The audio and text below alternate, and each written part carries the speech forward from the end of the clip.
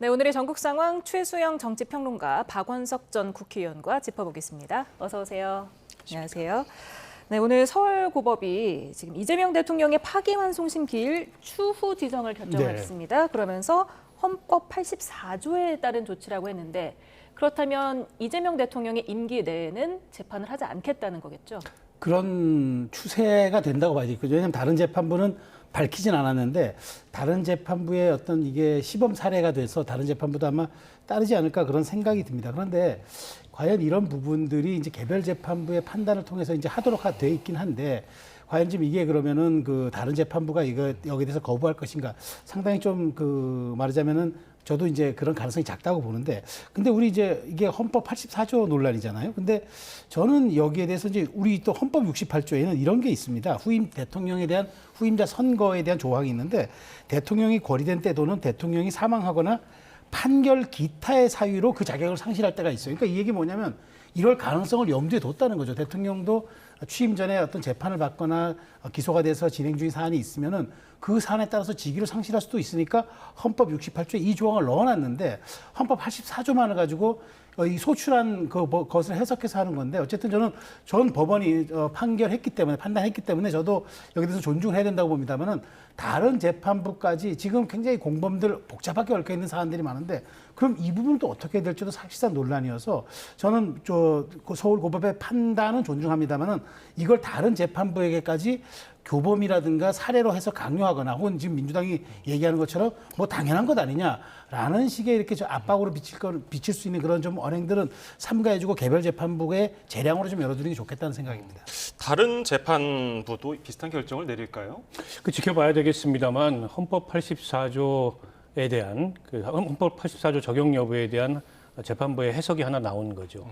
지금 이재명 대통령에 관한 여러 가지 재판들이 있는데 가장 임박해 있는 게 이 선거법 파기환송심 아니었습니까? 근데 그 재판부가 기일을 추정한다는 것은 어쨌든 기약 없이 기일을 뒤로 미루겠다. 다시 말해서 대통령 임기 중에는 재판을 하지 않겠다. 헌법 84조를 적용해서 이걸 사실상 선언을 했기 때문에 다른 지금 이재명 대통령 사건 재판부에도 영향을 저는 미치게 될 거라고 보고요.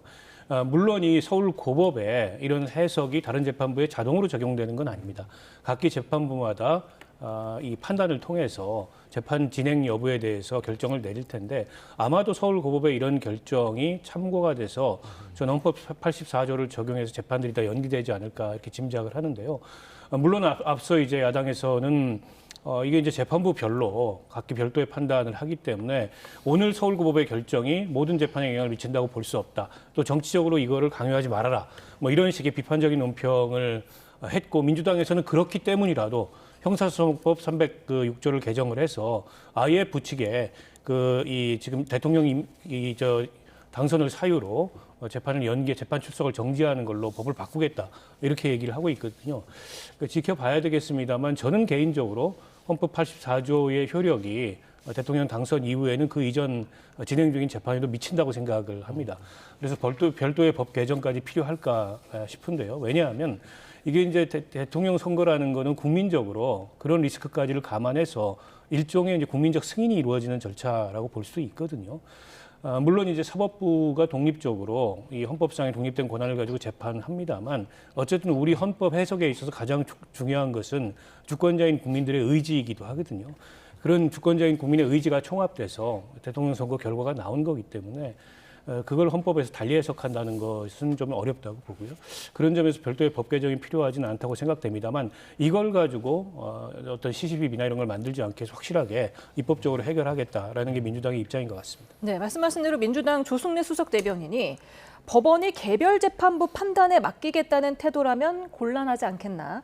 그러면서 형사소송법 개정안 추진 의사를 다시 확인했는데 이렇다면 뭐 대법원이 지침을 내려달라 이런 겁니까? 그런 우회로로 들리죠. 왜냐하면 지금 사실 이제 이거는 헌법 84조 논란이고 제가 아까 말씀드린 것도 헌법 68조의 대통령의 보궐에 대한 선거의 규정이 있는 거잖아요.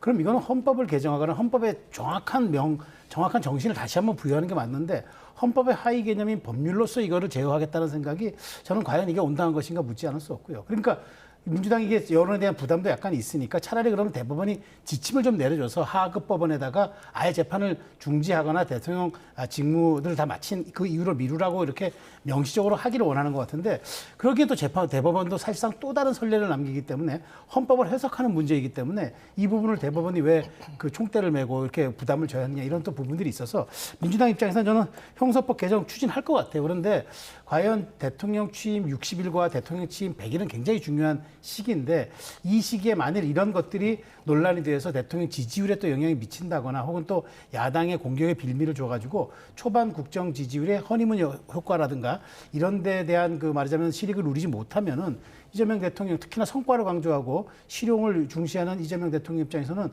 이런 사소한 법률적인 그런 분위기 때문에 저는 또 그 말하자면 역풍을 맞을 수도 있어서 저도 지금 박 의원님 말씀대로 이 부분은 법원이 자체적으로 판단을 해도 될 것 같아요. 왜냐하면 그것이 우리가 사법부에 준 재량권이기 때문에 그걸 이제 민주당이 이걸 입법으로 아예 제안해서 재판부의 개별 재판부의 발목을 잡는다, 아니면 손발을 묶는다 이렇게 해석될 수가 있어서 이 부분은 좀 정무적인 좀 고심이 좀 필요하지 않을까. 저는 오히려 재판부에 맡겨도 지금 서울고법이 이렇게 판단하는 것처럼 큰 무리가 없을 듯 싶은데 법률로서 규정하는 이 행위가 과연 온당한 것인지 조금 묻지 않을 수 없습니다. 여당의 형사소송법 개정 추진이 정권 초기에 역풍을 맞을까요? 저는 뭐 별로 그럴 것 같지 않습니다. 제가 앞서도 말씀드렸듯이 이재명 대통령의 사법 리스크라는 게 어제 오늘의 일이 아닙니다.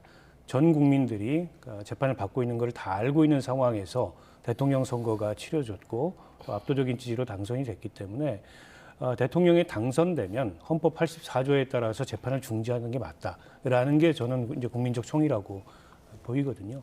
때문에 별도의 그 형사소송법 개정 없이도 헌법 84조의 적용만으로도 재판이 중지되는데 저는 무리가 없다. 그러나 행여 그 개별 재판부가 다른 판단을 할 수 있기 때문에 형사소송법 개정을 추진했고 그리고 오늘 서울고법에 이런 결정과 해석이 나왔습니다만 이게 다른 재판부에 모두 다 동일한 효력을 미치는 게 아니어서 행여 개별적 판단이 있을 수 있기 때문에 형사소송법 개정은 계속 추진하겠다 이런 입장인 것 같아요. 설령 이게 추진이 된다 하더라도 야당에서 비판을 하거나 그에 따라 정치적 논란이 전개될 수는 있겠습니다만 제가 앞서 말씀드렸듯이 대통령 선거의 결과로 봤을 때 이게 커다란 역풍을 불러올 가능성은 없다고 봅니다. 다만 우리 어쨌든 형사사법 체계의 왜곡이다라는 논란을 굳이 저는 자초할 필요가 없다. 그게 또 이제 뭐 입법권 남용 등등의 여러 논란을 부를 수 있기 때문에 그래서 저는 그 헌법 84조 적용만으로도 개별 재판부들이 오늘 서울고법의 판단과 거의 유사한 혹은 동일한 그런 판단을 내리지 않을까 그렇게 예상하고 있습니다. 네. 또 형사소송법 개정안을 대상으로 한 헌법 소원이 또 제기될 가능성도 있지 않습니까? 있죠. 충분히 이렇게 되면은 야당 내지는 시민단체에서 제기할 수 있어요. 왜냐하면 지금 공범들에 대한 재판은 다 진행되고 있잖아요. 우리 헌법의 11조 1항 모든 국민은 법 앞에 평등하다. 이 조항이 있잖아요. 그런데 공범들은 지금 재판 어떻게 받습니까? 그러면 공범 재판 따로 진행하고 이재명 대통령이 관여된 부분은 딱 도려내고 그것만 피해가지고 그러면 법리 구조를 완성하고 그 검사들은 그러면 공소 유지를 하나요? 이게 앞뒤가 안 맞는 얘기잖아요. 그러면 공범들에 대한 재판은 어떻게 할 것인지 이 부분도 재판부가 판단 내려줘야죠. 그렇기 때문에 형사사법 체계를 흔드는 이 형소법 개정은 사실상 헌법 정신의 밑에 있는 법률의 하위 구조로서 저는 모법인 헌법을 흔들 수 있는 그런 사안이기 때문에 이런 점들이 이제 민주당은 물론 이제 이것이 대통령이 직무를 보장하기 위한 헌법적 가치 뭐 그런 저도 인정합니다만은 너무 그걸 과하게 해석하는 것 아니냐 이런 생각이 드는 거고요. 자 그러면은 진짜 지금 진행되고 있는 공범에 대한 이런 재판들이 따로 별도의 트랙으로 진행되고 될 경우에 우리 국민 야당이라든가 우리 다른 시민단체 이런 쪽에서 분명히 헌법 소원을 할 텐데 자 그럼 지금 현재 7인의 재판부에서 이 부분도 어떻게 판단할 건지도 또 이게 논란의 소지가 될 수 있지 않겠나 싶어서 저는 어쨌든 뭐 이런 부분에 대한 논란은 있습니다만은 저는 민주당이 그래서 이걸 입법으로 강제하는 거는 저는 조금 더 무리가 있는 것이다. 물론 안정적 국정 운영을 위하고 이런 쪽의 변수를 제거한다는 그런 의미에서 민주당의 이런 초기에 이런 입법 드라이브는 뭐 이해할 수 있는 측면도 있지만 그러나 이렇게 우리의 법 체계를 흔드는 이런 것들을 그렇게 그냥 단독으로 쉽게 처리한다는 건 조금 재고해볼 문제가 있다고 생각합니다. 예, 야당이 지금 할 수 있는 거는 헌법 소원 카드밖에 없는 건가요? 헌법 소원을 제기할지도 좀 지켜봐야 될 것 같아요. 그러니까 만약 그 형사소송법 개정을 한다면 그에 대해서 헌법 소원을 제기할 수는 있겠죠. 근데 오늘처럼 이 서울고법의 그런 판단으로 재판기일을 추정하는 결정들이 이루어진다면 그에 대해서 뭐 다투겠다 하는 건 굉장히 무의미하기 때문에 그에 대한 헌법 소원이나 이런 거는 제가 보기에 열리지 않을 가능성이 높고요. 그러니까 저는 그 민주당에서 좀 지켜볼 것 같습니다. 지금 가장 임박해 있는 그 선거법 파기환송심에 대한 재판부의 결정이 있었고 지금 대장동 사건을 비롯해서 몇몇 재판들이 일정이 예정돼 있거든요. 그에 대해서 각 개별 재판부가 어떤 판단을 하는지를 지켜보면서 이 형사소송법 개정 문제를 결정해도 늦지 않기 때문에 바로 이거를 추진하기보다는 조금 시간을 두고 지켜보지 않을까 그렇게 예상합니다. 네. 국민의힘 주진우 법률자문위원장이 대통령이라고 재판을 피하면 안 된다는 게 국민 여론이다. 그리고 권성동 원내대표는 부당한 헌법 제84조 해석을 바로잡기 위해 모든 수단을 동원해서 싸우겠다고 말했는데요. 또 지금 대법원의 판단을 검찰이 항고를 통해서 구해야 한다 이러면서 또 촉구를 하더라고요. 어떻게 보세요? 근데 지금 권성동 원내대표의 말은 이제 모든 수단과 방법을 강구해서 이제 얘기하겠다는 건데 저는 어쨌든 야당이 그렇다고 하더라도 강구할 수 있는 수단은 많지 않습니다. 근데 이 법의 정신, 헌법 84조의 정신은 대통령이 안정적 직무 수행을 헌법이 보장하는 차원에서 있는 거지. 아까 제가 말씀드린 대로 판결 혹은 재판이라고 결론에 나서 대통령의 직무가 정지되거나 혹은 대통령의 직이 떨어질 수도 있다는 우리 또 헌법 조항이 있기 때문에 이 상충되는 부분을 그럼 어떻게 정치권이 해석하느냐 이 문제거든요. 근데 너무 과하게 정말 이재명 대통령의 재판 문제에 대해서 물론 이제 저는 박 의원님 말씀대로 국민의 민의의 총합이 어떤 또 국민의 뜻이기 때문에 그걸 또 일정하게 이해할 수도 있습니다만 그러나 제가 구체적인 수치는 제가 정확히는 않는데 그 우리 출구조사 그 지상파 3사 출구조사에서 이재명 대통령이 만약 당선됐을 때 재판이 진행되어야 되느냐 말아야 되느냐의 국민 여론을 출구조사에서 같이 물었을 때 상당히 높은 숫자로 재판은 진행돼야 한다라고 또 응답을 했습니다. 근데 그 표본 숫자가 작지도 않아요. 그럼 또 이런 거는 그럼 또 민의가 아닙니까? 투표의 총합만이 민의고 그 일정 부분 샘플을 띄어서 하는 출구조사에 대한 여론도 저는 여론이라고 보는데 이건 사실 이건 대통령의 선거가 진행되는 그날에 했기 때문에 사실상 이런 변수에 대한 유권자들의 심리도 반영됐다고 봐야 되기 때문에 이렇게 좀 복잡한 문제입니다. 그렇기 때문에 저도 이제 그 국민의힘과 그러니까 그 야당에서는 아마 이 부분을 초기에 지금 사실 대통령의 거부권도 이제는 이제 없는 상황이고 의석수도 107석밖에 안 되기 때문에 여당의 입법 복제에 어떤 마땅한 수단도 없는 상황이라 모든 수단과 방법을 강구하겠다고 이제 여론전에 저는 이제 호소하는 방식이라고 보고요. 실질적으로 그게 진행될지 여부는 저는 여론이 어떻게 반응하느냐가 좋은하느냐에 따라서 약간 좀 수위는 달라지지 않을까라는 생각을 합니다. 예. 이재명 대통령이 오늘 2차 비상경제점검 TF 회의를 주재를 했습니다. 고물가 관련 발언이 나왔는데요. 저희가 관련 발언 들어보겠습니다. 최근에 물가가 엄청나게 많이 올랐다고 그러더라고요. 라면 한 개 2,000원 한다는데 진짜예요? 물가 문제가 우리 국민들한테 너무 큰 고통을 주기 때문에 현황하고 혹여 가능한 대책이 뭐가 있을지를 한번 챙겨서 다음 회의 이전이라도 좀 보고를 좀 해주면 좋겠습니다. 예, 대통령 이 자리에서 라면 한 개 2,000원 한다는데 진짜인가 이렇게 물어보면서 물가 상승에 대한 언급을 했습니다. 이 점은 어떻게 보셨습니까?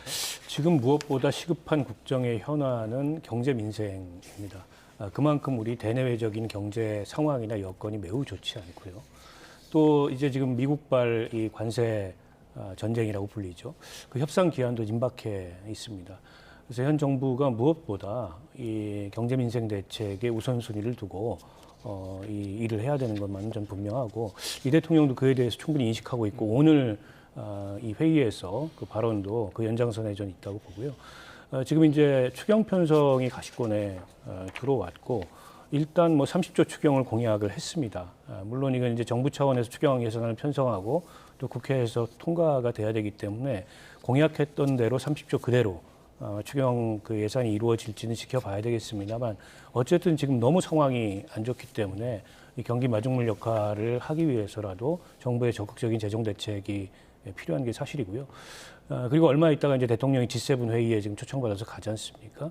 거기서 아마 트럼프 대통령과 짧게라도 조우할 것 같은데 지금 미국발 이 통상 이슈를 좀 원활하게 푸는 것도 임기 초에 지금 이재명 정부가 넘어야 될 굉장히 중차대한 과제고요. 무엇보다 국민이 체감할 수 있는 그런 경제 민생 대책을 빠르게 전 집약해서 내놓는 게 필요하다 이렇게 생각합니다. 네. 지금 민생회복 지원금이 추경에 포함될 가능성도 있어 보이는데 네. 이게 지역 경제 활력 회복에 좀 현실적인 대책이 될까요? 글쎄 뭐 그거 가지고 논란이 사실 많았잖아요. 이게 효과가 있느냐 없느냐. 뭐 일종의 마중물이 될 것이냐 아니면 언발의 오줌누기가 될 것이냐. 이건 사실상 경제학 이론으로도 그 굉장히 좀 상충되는 부분도 있고 그다음에 여야가 그동안에 이제 또 싸웠던 그러니까 대립됐던 그런 부분들도 있기 때문에 근데 지금 이런 이재명 대통령의 의지와 지금 물가에 대한 현안 언급 그다음에 빠르게 살려야 한다는 민생회복을 좀 해야 한다는 그런 의지로 비춰봤을 때 저는 가능성이 크다고 봅니다. 그게 이제 민생회복지원금이 쿠폰 형태로 할지 지역화폐 개념으로 할지 어떤 식으로든 이제 맞춤형 타겟형으로 저는 이루어질 거라고 생각이 됩니다. 그러니까 전 국민 지원이라고는 하지만 어찌됐건 바로 이게 쓸 수 있는 그런 이제 효용 가치가 큰 어떤 이제 화폐 개념으로 아마 집행되지 않을까 싶은데 지금 이렇게 되면 이제 추경에 대한 이제 예산폭도 좀 더 커질 수도 있고 해서 이제 그 사실 또 민주당 입장에서는 과거 야당일 때 추경 퍼주자 뭐 얘기하는 건 가능하지만 지금도 여당이잖아요. 재정 관리를 또 안 할 수가 없어요. 사실은 여당 입장에서는 모든 것을 포퓰리즘으로 해주면 좋게 하죠. 그렇지만 경제 지표에 대한 책임도 져야지만 재정이라든가 우리 저 여러 가지 국가적인 어떤 신인도 수치도 함께 책임져야 하는 그런 이중적 위치에 있기 때문에 저는 어쨌든 뭐 할 거라고 생각됩니다만 이 효과들을 좀 면밀히 살펴야 될 거다. 물론 뭐 경제의 마중물이 될 거는 저는 분명하지만 그렇다고 해서 사실 25만 원 이거 전 국민으로 확대할 경우에 상당한 이게 금액이 들기 때문에 방법에 어떤 식으로 하든지 간에 이재명 대통령 입장에서는 빠르게 효과가 나타나는 이른바 실용과 성과를 좀 중심으로 하겠지만 경제가 속도만을 강조하다 보면 또 부작용이 날 수도 있습니다. 그런 측면을 잘 조율하는 아마 추경이 될 것 같은데 저는 어쨌든 그 너무나 많은 이제 금액이 소요되는 추경은 조금 자제하는 쪽으로도 아마 이제 이재명 대통령도 좀 현실적으로 검토해야 되지 않을까 그런 생각이 듭니다. 예, 이재명 대통령 오늘 이시바 일본 총리와 두 번째로 정상 통화를 했습니다. 시진핑 주석보다도 먼저 하게 됐거든요. 이런 배경은 어떻게 보십니까?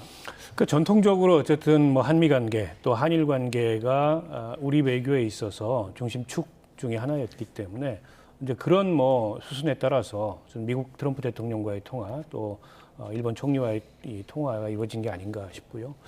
그리고 이제 G7 회의에 가게 되면 자연스럽게 트럼프 대통령과도 또 일본 총리와도 어떤 형태로든지 조우하고 또 회동할 가능성이 높기 때문에 그에 대한 사전적인 어떤 그 성격의 통화를 한 게 아닌가 싶습니다. 일단 뭐 오늘 통화에서 나눈 내용은 굉장히 원론적인 내용, 한일 관계를 좀 발전적으로 이 가져나가자라는 정도에 그쳤기 때문에 이후에 이제 한일 관계가 구체적으로 어떻게 형성이 될지 좀 지켜봐야 될 것 같습니다. 사실 그에 대해서 특히 이제 미국 쪽에서는 굉장히 불안해하는 시각들이 많습니다. 기존의 한일 관계도 썩 원활하지 못했던 데다가 또 이재명 대통령이나 민주당이 일본에 대해서 원칙적이고 강한 입장을 이 표해 왔기 때문에 자칫 이 어떻게 보면 미국이 이 관리하고자 하는 이 동아시아 질서에 있어서 다른 흐름이 나타날까 염려하는 그런 모습이 있는데 그에 대해서는 뭐 그 이재명 대통령도 충분히 의식을 하고 있기 때문에 무리하지는 않을 거라고 보고요. 다만 일본에 대해서 우리가 견지해야 될 그런 원칙적인 입장은 또 쉽게 내려놓지 않을 거다. 그런 어떤 그 양 측면 사이의 긴장을 적절하게 유지하는 그런 관계 형성이 이루어지지 않을까 예상합니다. 전례보다 이재명 대통령이 트럼프 미 대통령과 처음 통화하기까지 좀 시간이 걸린 데다가 트럼프 미 대통령 측에서는 그 이후에 일절 언급이 없었거든요. 네. 지난 6일부터 네. 지금까지. 그 부분은 어떻게 보십니까? 저는 이제 그거는 트럼프 대통령의 스타일로 봅니다. 그러니까 트럼프 대통령 입장에서는 원래 외교도 비즈니스화하는 것 아닙니까? 이재명 대통령이 어렵게 이제 말하자면 6개월 만에 다시 이제 대한민국의 지도자가 된 걸 알고 그다음에 이재명 대통령의 이제 말하자면 지금 외교 무대 대비도 코리아 이즈백 한국이 돌아왔다 뭐 그런 기조로 갈 것 같으니까 저는 이제 어찌 보면은 시진핑 주석하고 통화한 거는 살짝 이제 SNS에 올리고 그다음에 이재명 대통령 통화는 안 올림으로써 저는 일종의 강원 양면 전략을 쓰고 있다. 일종의 좀 뭐 한국 대통령 길들이기라고 할까요? 표현한다면은 일종의 그러면서 이런 여러 가지 정치적 해석들을 또한 저는 즐기고 있다고 봅니다. 그런 여론에 굉장히 민감하게 반응한 트럼프 대통령 입장에서 이러한 행위들 자체가 본인의 협상력을 레버리지를 높이는 그런 수단이 되고 한국에 대해서 말하자면 본인이 유리한 위치에서 이제 협상을 이끌어가는 그런 게 되기 때문에 SNS 글 하나 올리고도 저희가 이렇게 주제로 다루는 것처럼 그렇게 민감하게 반응한다는 걸 아는 것 같아요. 그런 측면에서 이재명 대통령은 트럼프 대통령과의 첫 통화를 했으니까 다자무대에서 어떻게 할 건지 잘 보시면 될 것 같은데 조금 전에 일본 말씀하셔서 일본은 저는 이렇게 봅니다. 지금 뭐 사실 박 의원님 말씀대로 사실상 그냥 수인사만 나눈 겁니다. 그러니까 상견례 정도 한 건데 저는 중요한 건 이제 6월 22일이 한일 수교 정상화 60주년 기념일이거든요. 이날 아마 메시지를 낼 겁니다. 근데 저는 이날 메시지를 내는 게 아마 이재명 정부의 대일 기조 외교가 그러니까 대일 외교의 기조가 되지 않을까 그런 생각이 들어서 어쨌든 22일 정도 지금 뭐 한 이제 열흘 남짓 남았습니다만은 그 이제 다자 외교를 갔다 와서 여기에 이제 메시지를 내는 게 아마 많은 부분들이 혹시 우리가 이제 이재명 정부의 기조가 친중 또 약간 반일 기조로 가지 않을까 이런 우려가 있는데 아마 저는 이 여기에 메시지를 통해서 향후 그런 데 대한 어떤 우려도 좀 부식시킬 거고 실용 외교에 대한 어떤 메시지도 담지 않을까 조심스럽게 전망합니다. 예, 주말 동안 대통령실 인선이 있었습니다. 우상호 정무수석이 있었고요. 오광수 민정수석 그리고 홍보수통수석에는 이규현 전 JTBC 대표. 이 민정수석 오광수 변호사를 두고서 범여권에서도 비판이 있는 것 같아요. 검찰 특수부 출신이기 때문에 아마 그 검찰 개혁의 적임자가 되기 어렵다 이런 비판이 있는 게 아닌가 싶습니다. 그런데 저는 이게 꽤 오랫동안 준비된 인사인 것 같아요. 이재명 대통령이나 이 정부에 있어서 검찰 개혁 매우 중요한 의제입니다. 그런데다가 그 정책 방향은 수사권의 완전한 분리. 이 수사권과 공소권의 완전한 분리지 않습니까? 큰 개혁인데 그런 개혁을 과연 검찰 특수부 출신이 할 수 있겠느냐? 당연히 지지층이나 여권 내부에서도 그에 대한 우려 섞인 시선이 나오는 건 당연하다고 보고요. 그런 점을 충분히 저는 의식하고 감안하고 그럼에도 불구하고 적임자다 이런 판단이 있어서 아마 인사를 관철시킨 게 아닌가 싶은데요. 물론 오광수 그 변호사라는 분이 오광수 민정수석이 잘 알려진 분이 아닙니다. 저분이 검찰에 있을 때 과연 이제 검찰에서의 평판이 어땠는지 또 이 검찰을 나온 뒤에 검찰 개혁에 대해서 본인이 어떤 입장이나 소신을 갖고 있는지 잘 알려져 있지가 않아요. 그래서 좀 지켜봐야 될 것 같고 지켜본 뒤에 평가하고 판단해도 늦지 않을 것 같은데요. 어쨌든 여권 내부에 우려가 있음에도 불구하고 저 오광수 민정수석을 임명한 데는 아마 이재명 대통령이 충분히 그런저런 문제들에 대해서 고민하고 그럼에도 불구하고 적임자다 이런 판단이 들어서 임명을 한 게 아닌가 싶습니다. 네, 이재명 대통령이 검찰을 아는 사람이 필요하다. 칼에는 칼로, 창에는 창으로 맞서야 한다. 지금 이재명 대통령의 사법연수원 동기이기도 네. 하잖아요. 그러니까 이 사법연수원 동기면 대단히 가깝단 말이에요. 그러니까 그리고 이제 그 여권 일각에서 나오는 이제 특수통 출신이기 때문에 어렵다. 근데 사법개혁 의지를 그러니까 검찰개혁 의지를 확인했다가 이번 뉴스 보도에 나왔어요. 그렇기 때문에 이제 대통령 임명 강행했다는 건데 저는 이 말이 약간 우회적으로 들립니다. 뭐라고 들리냐면은 검찰을 잘하는 사람, 칼에는 창으로 창에는 창. 저는 이게 또 하나의 사정 정국을 예고하는 게 아닌가 싶어요. 그러니까 사실 윤석열 전 대통령이 특수통 출신이라는 건 우리가 다 아는 사실 아니겠습니까? 그리고 특수부 검사들이 많이 또 포진했었고 또 국민의힘과 지금 야권 지형이 지금 여러 가지 내란 특검들을 비롯한 3특검에 지금 좀 쪼여오고 있는 이런 상황이기 때문에 그런 상황을 놓고 본다면 검찰을 잘 아는 오광수 수석이 오히려 이런 부분들에 대한 사정 정국을 지휘하는 지휘관 역할을 하지 않겠느냐라는 게 사실 야권 일각의 또 우려이기도 합니다. 그런 것이 창에는 창, 칼에는 칼이라는 의미라면은 검찰 개혁의 그 의지는 좀 퇴색될 수밖에 없고 오히려 검찰을 또 어떤 정적 제거라든가 아니면 야당 탄압의 도구로 활용하라는 그런 또 의도가 담겨 있는 것 아니냐. 이걸 또 오광수 수석이 저는 불식을 시켜야 한다고 보고요.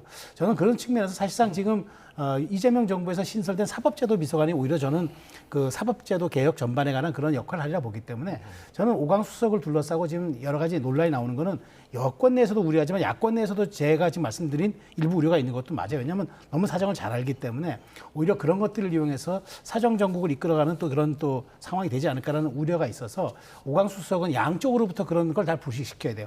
정말 검찰 개혁의 의지가 있는 그러니까 사람이라는 걸 여권에는 또 보여줘야 되고 야권에서는 잘 되는 칼로서 자리할 것이 아니라는 것도 보여줘야 되는 이중적 과제에 처해 있다라는 좀 말씀드리겠습니다. 예, 그런가 하면은 헌법재판관 후보군에 이재명 대통령의 공직선거법 위반 사건 등에서 변호인을 했던 이승엽 변호사가 포함된 걸 두고서 지금 야권에서는 상당한 비판을 하고 있어요.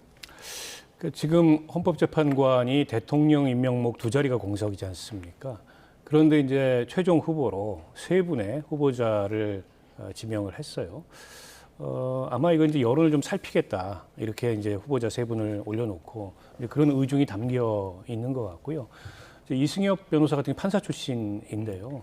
뭐 헌법재판관의 자격을 이분이 객관적으로 갖췄는지 뭐 갖췄으니까는 후보자로 지정이 됐겠죠. 다만 이게 이제 이 대통령의 사건을 맡았던 변호인을 이렇게 헌법재판관으로 내정하는 게 과연 타당하냐? 당연히 그런 비판이 저는 야당에서 나올 수 있다고 봅니다. 이 대통령이나 여권에서 충분히 이걸 의식하고 있을 거라고 보고요. 최종적으로 이승엽 변호사가 지명이 될지 여부는 조금 이제 시간을 두고 좀 지켜봐야 될 것 같고 본인이 지금 고사한다는 보도들이 나오고 있거든요. 아무래도 정권 초에 정권에 부담을 주고 결국 이제 본인도 부담스럽고 이게 국회 청문회를 거쳐야 되는데 그 청문회 과정에서도 논란이 커질 것을 의식해서 본인도 고사하는 게 아닌가 싶은데요. 물론 이제 원칙적으로 대통령 변호인이었다 그래서 이제 공직에 나가지 말라는 법이 있느냐 그런 건 없습니다. 그러나 이제 전례를 감안해 볼 때도 헌법재판관처럼 독립성이 생명인 그런 그 직위에 대통령에 굉장히 가까운 그것도 대통령의 사건을 맡았던 법률가가 지명된다면 당연히 그에 대해서 오해를 살 수 있고 논란이 따를 수 있습니다. 저는 뭐 그 점을 부정하기는 좀 어렵다는 생각이 들고요. 그런 면에서 종합적으로 그런 비판을 감안해서 최종 결정이 내려지지 않을까 싶습니다. 일각에서 이재명 변호사로 불릴 만큼 여러 이재명 대통령 사건 변호를 네. 맡았던 이승엽 변호사에 대해서 야당이 이해 충돌이다, 보훈 인사다 이렇게 반박을 하고 있는데 이에 대해서 대통령실 고위 관계자가 뭐 아직은 정해진 게 없다면서도 어떤 것이 이해 충돌인지 이해가 안 간다라고 말했습니다.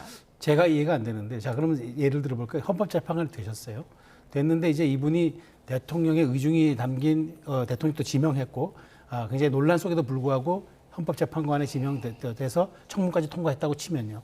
근데 갑자기 어느 날 의회와 행정부 간에 그 권한쟁의가 붙었어요. 올라왔습니다. 올라왔으면 이분이 누구 편을 들겠습니까?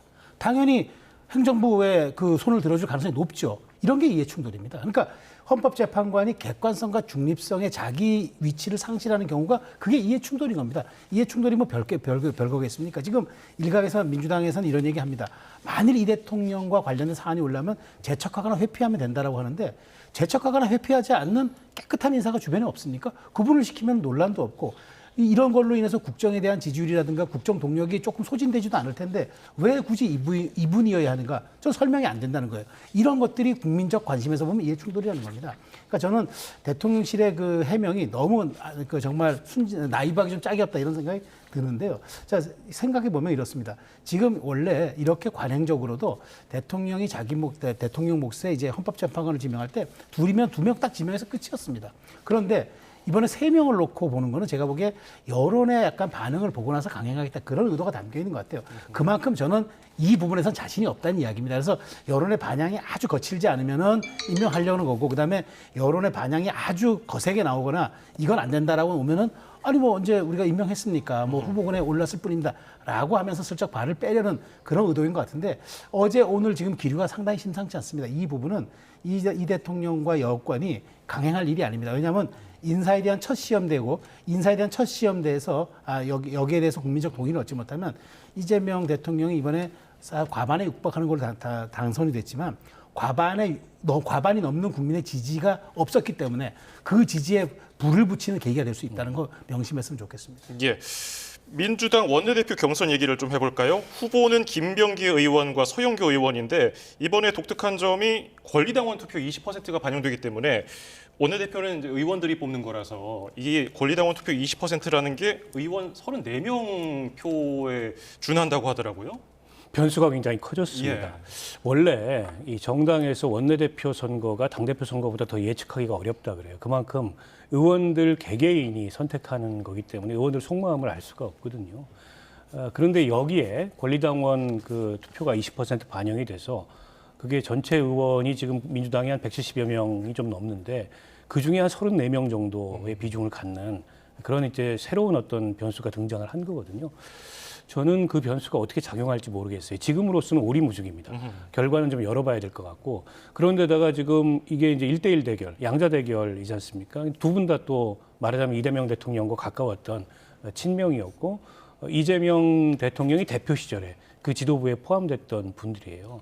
그러니까 누가 사실은 원내대표가 돼도 별다르게 이상하지 않은 이제 그런 구도라고 볼 수 있기 때문에 결국 그 의원들 개개인 간에 어떤 그 원내대표 후보들과의 뭐 친소 관계 그것도 영향을 미칠 거고 이제 어떤 후보가 이 이재명 정부 초기에 이재명 대통령과 호흡을 맞춰서 초기 국정과제를 완수하는데 원내에서 강력한 리더십을 발휘할 수 있느냐, 이 측면을 아마 의원들이 주시하지 않을까, 그 결정을 내리지 않을까 싶습니다.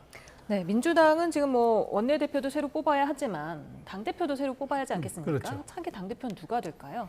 뭐 굳이 사람을 전 추측하라고 그러면은 지금 뭐 거론되는 게 두 분이잖아요. 박찬대 원내대표하고 그다음에 정청래 법사위원장인데 저는 박찬대 원내대표 가능성이 더 크다고 봅니다. 왜냐하면 지금 사실 이재명 대통령의 체제 하에서 당대표라는 거는 당과 대통령실을 다 대표하고 그다음에 거중 조정을 해야 되는데 자 근데 여기에 너무 강성의 인물이 들어간다? 대통령이 짊어질 리스크가 큽니다. 박찬대 원내대표는 원만하게 또 여러 가지 권리당원의 지지도 많지만 혹시라도 정청래 대표 법사위원장이 됐을 경우에는 상당 부분 여기에 대해서 말하자면 권리당원의 의사가 좀 많이 반영되거나 돌출 행동이 나올 수 있었어. 집권 초기 안정적 국정 운영을 해야 하는 이재명 대통령에게 상당 부분 좀 부담이 될 수 있다는 그런 아마 여론이 있을 것 같아서 저 개인적인 생각입니다만은 아마 좀 안정적으로 당과 대통령실과 국회를 관리할 수 있는 그 말하자면 박찬대 원내대표 좀 유리하지 않을까 싶어요. 근데 저는 중요한 건 이겁니다. 윤석열 정부의 재앙이 어디서부터 비롯됐냐면은 당과 대통령실이 수직적 관계로 변모되면서 아무 말도 하지 못하는 거수기로 전락했을 때 비극이 잉태되었고 재앙이 시작되었다고 본다 그러면은 아무리 이제 초기에 원만한 국정 운영을 위한 당의 지원이 중요하지만 그럼에도 불구하고 할 말 하지 못하고 이재명 대통령이 조금 옳지 않은 일을 하는데도 독주를 제어하지 못하는 예스맨으로 전락했을 때 그 비극은 내재가 되는 겁니다. 그런 측면에서 정무수석을 지금 우상호 수석을 내정해서 여러 가지 소통과 여야 협치를 이루겠다는 의지가 중요한데 대통령실에 대한 그런 의지를 당이 어느 정도는 말하자면 견제와 균형을 통해서 소화해낼 때 비로소 원만한 당정 관계가 가능하다. 저는 그 말씀 드리기 때문에 누가 대표가 되더라도 그런 소임을 잊지 않아줬으면 좋겠다는 생각입니다. 네, 조금 전에 들어온 속보 하나 전해드리도록 하겠습니다. 윤석열 전 대통령에 대한 내란 우두머리 혐의 재판 6차 공판이 현재 진행 중인데요. 지금 재판에서 윤 전 대통령이 직접 발언을 했다는 속보가 들어왔습니다.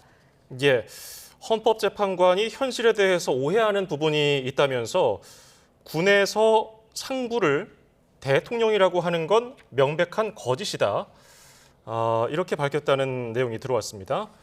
일단 저희가 뭐 전체 부분에서 이 부분 정도 들어왔기 때문에 어느 맥락에서 정확히 이 얘기를 했는지는 모르겠습니다만은 헌법재판관이 현실에 대해서 오해하는 부분이 있다. 군에서 상부를 대통령이라고 하는 건 명백한 거짓이라고 했다는 윤 전 대통령의 직접 발언 내용이 들어왔습니다. 저희가 뭐 자세한 내용은 이어지는 뉴스에서 보다 자세히 전해드리겠습니다. 네. 저희 지금 민주당의 차기 당권을 얘기를 하고 있었는데 지금 국민의힘도 2시부터 의원총회를 열고 있습니다. 어떤 얘기들이 오갈까요? 아무래도 국민의힘에서 지금 김용태 비대위원장이 어제 기자회견을 열어서 5가지 이제 개혁 과제를 발표를 했지 않습니까? 그 중에 9월에 전당대회를 하자라는 제안을 했습니다. 그에 대해서 이제 갑론을박이 당 내부적으로 굉장히 강한 걸로 알고 있고요. 일단 그 김용태 비대위원장 체제는 6월 30일로 시한이 정해져 있습니다. 6월 30일 이후에 지도체제를 어떻게 가져나갈 건가에 대해서 아직 이제 정확한 밑그림이 없는 상황이거든요. 그래서 비대위 연장을 주장하는 그러니까 당내 친윤계가 주로 그렇게 얘기를 하고 있는데 물론 이제 김용태 비대위가 아니고 새로운 비대위원장을 새 원내대표가 선출해서 비대위 체제의 연장을 주장하는 그런 목소리가 있는 반면에 지금 이렇게 대선 참패 이후에 국민의힘의 전면적인 쇄신과 개혁을 추진하려면 강력한 리더십이 뒷받침돼야 되고 그건 결국 당원과 국민들의 총의로 뽑힌 어쨌든 새로운 그 대표와 지도부가 해야 될 과제다. 그런 면에서 전당대회로 가야 된다. 이런 이제 친한계를 중심으로 한 의견이 충돌하는 게 아닌가 싶은데요.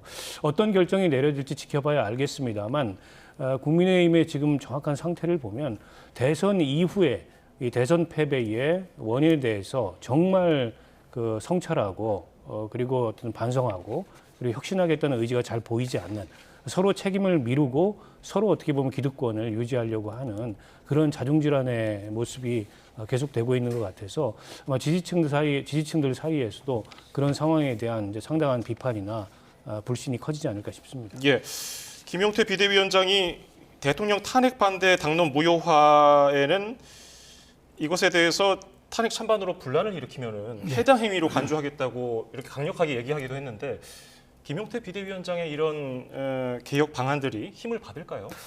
글쎄요, 뭐 방향성은 옳다고 저는 보는데 그 사실 이렇게 추진하고 있는 게 동력이 있을까? 왜냐하면 지금 비대위원장 혼자 있는 셈이잖아요. 왜냐하면 지금 다 사의를 표명했기 때문에 물론 행정적으로는 사표가 수리되지 않아서 뭐 운용을 할 수 있다고 치지만 아니 비대위원 나 그만두겠다고 안 하겠다고 하는데 그건 정치적으로 이미 소멸된 것 아니겠습니까? 이렇게 비대위가 형해화된 사실상 형해화된 상태에서 비대위원장의 이런 것들이 과연 동력을 가질 것인지 그리고 오늘 의총이 지금 경론 중에 있는 것 같은데 그런 측면에서 저는 오히려 비대위원장이 지금 말하자면은 굉장히 좀 본인의 어떤 그런 정치적인 그런 그립감을 위해서 지금 몰아붙이는 게 아닌가 그런 생각이 드는데 탄핵 반대 당론 무효화까지는 저는 좋다고 보는데 근데 앞으로 탄핵에 대한 얘기를 꺼내면은 이제 그 중징계 하겠다는 얘기인데 그럼 이제 이 얘기야말로 입도 뻥끗 하지 말라는 얘기 아니겠습니까? 그런데 이 부분에서는 성찰과 반성도 있어야 하는데 그러면 성찰과 반성조차도 안 할 수 있다라는 그런 얘기로 비춰지고 무조건 이제 탄핵의 강만 건너가면 된다는